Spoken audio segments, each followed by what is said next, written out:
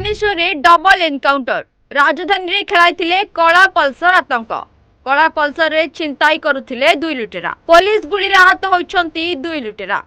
बढ़िला सचिवों जिला गस्त समय अवधि एप्रिल 30 तारिख जाए बुलिबे 30 जन वरिष्ठ अधिकारी निर्धारित जिला को 2 दिन पर गस्त करेंगे वरिष्ठ अधिकारी समस्त सरकारी योजना कार्यकारितार करेंगे समीक्षा।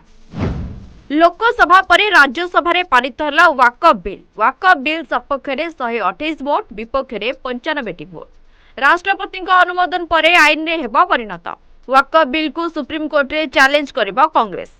आज और आसंता काली काल बैशाखी संभावना 24 घंटे अधा ओडिशा रे काल बैशाखी चेतावनी पाणीपाग विभाग 24 जिला को येलो वार्निंग जारी बिजुली और कुआपथर सह 40 ରୁ 50 किलोमीटर बेगर पवन बहिबार रही संभावना।